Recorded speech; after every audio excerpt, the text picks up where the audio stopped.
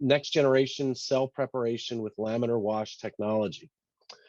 So, you know, every good presentation actually has three parts: a beginning, a middle, and the end. And this is the beginning. And I'm actually going to dwell on this first slide for longer than you would expect, considering the short time that I have today.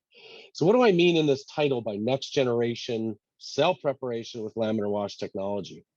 Well, by next generation, I simply mean this is a technology that improves upon current workflows. Cell preparation, I'm referring to the washing and labeling of cells for flow cytometry. It also works with single-cell proteogenomic analysis. In cell preparation, you typically need to isolate cells from an in vivo or in vitro setting and change the media the cells are in, removing debris and unbound labels. So right now, cell preparation is typically quite tedious, using the old school 1864 centrifuge. Finally, what is laminar wash technology? Laminar wash technology uses laminar flow from fluid dynamics. Laminar flow stands in contrast to turbulent flow. In turbulent flow, in a standard microplate well, you get a kind of violent and chaotic flow. In laminar flow, media passes predictably over a surface in layers unidirectionally. In this case, the top layer will move the fastest and the bottom layer is essentially static. Let's advance the slide. There we go. Very quickly, who is Curiox? So you may not have heard of us before. We're a global company founded in 2008.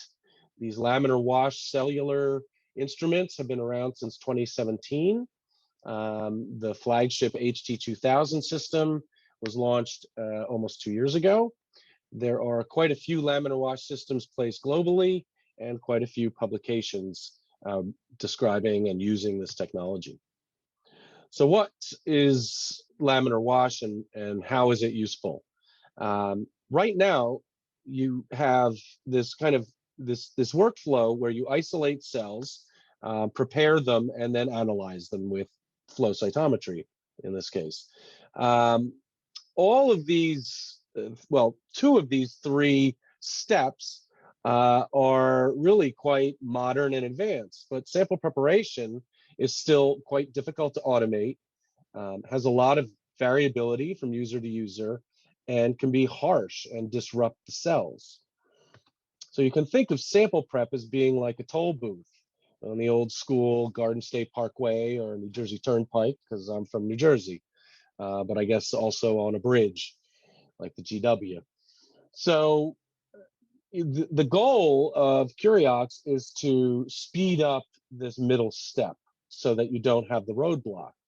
So in this case, we have a laminar wash sample preparation, which is automatable, it's fast, reproducible, and critically, it's much gentler on cells. So now we've got the easy pass.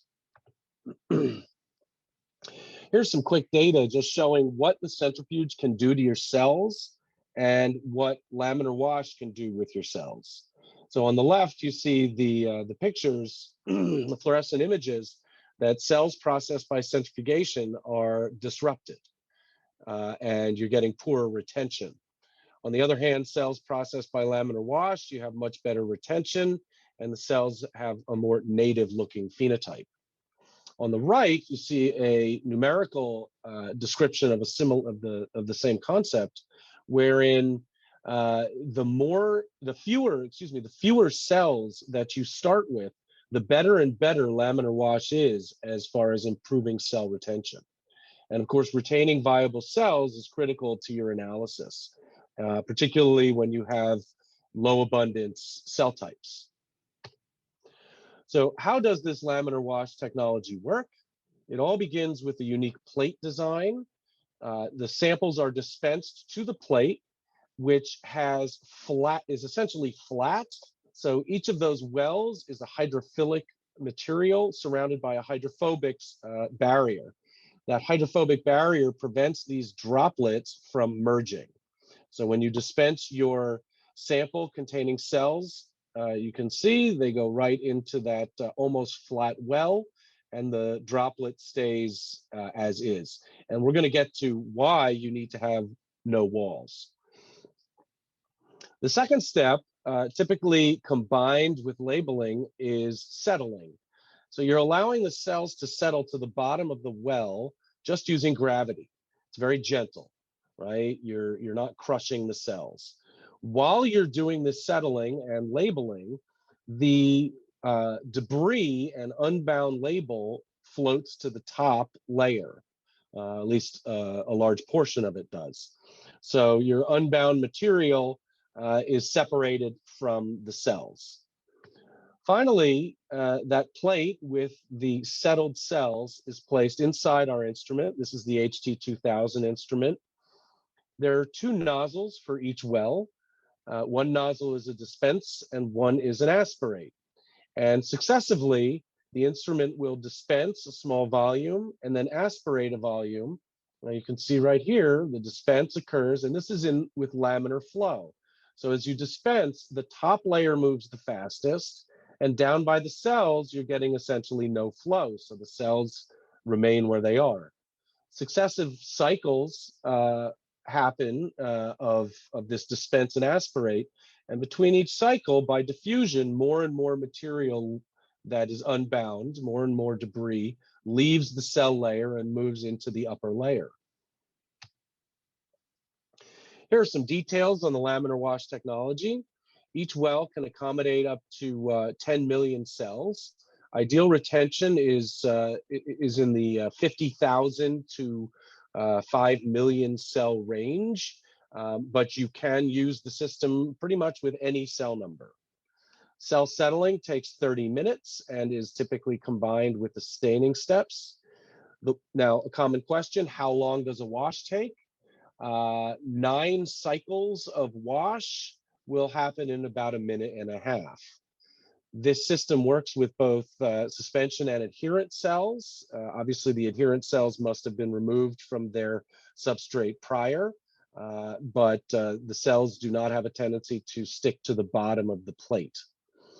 The plates can, with the wash cells can then be taken directly to a cytometer in red, and the downstream data, staining index, resolution, separation of populations, and MFI are typically improved. In this slide, we're not going to go through the whole timing. We're just going through and explaining not only is the data improved, but the workflow is improved. The total run time using the HT2000 instead of a centrifuge is sped up. And critically, the hands-on time is the biggest improvement. So you don't have to be running back and forth to the centrifuge. You don't have to be doing flicking. You just put the plate in the HT2000 and walk away. And a couple minutes later, you have washed cells. Who can use laminar wash technology? Pretty much anyone working throughout the drug discovery pipeline on diseases like cancer and applications like vaccine, immunology, and HLA cross-matching. Throughout the pipeline, there are applications, there are flow cytometry and single-cell omics applications that are critical, and the laminar wash comes in and can replace the centrifuge. So this slide indicates just how there's a broad utility for laminar wash across all kinds of different applications. We'll focus on flow cytometry and jump to a little bit of data. In this slide, we're reviewing an article, a white paper that was put out by Charles River and Curiox. Charles River represented by Christoph Eberle. And it was investigating till recovery. So you can see fairly quickly from the data that viability and retention and consistency are all improved using laminar wash over manual centrifugation techniques. And on the bottom, you see improved viability, and you also see improved retention, improved separation of distinct populations.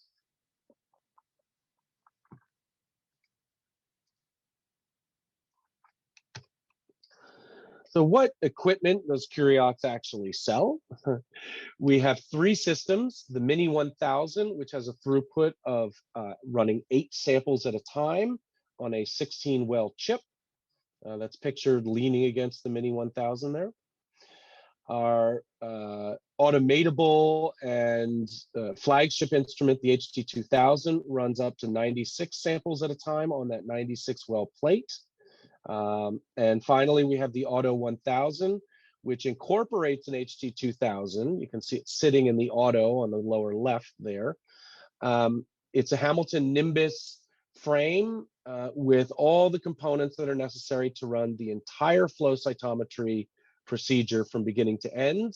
So basically, you take your isolated cells, put it in the Auto. It does all the staining and washing. So you don't have to worry about automating a centrifuge, which can be quite expensive and complex. And at the end, you have a plate ready to put on your flow cytometer.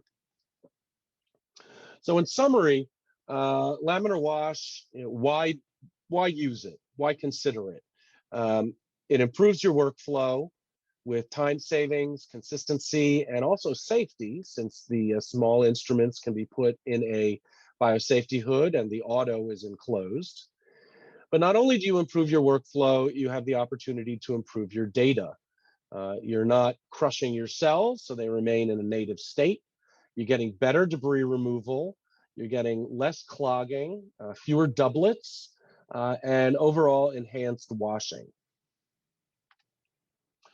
So you can kind of picture it. Which would you rather subject your cells to, the tilt-a-whirl or the nice lazy river?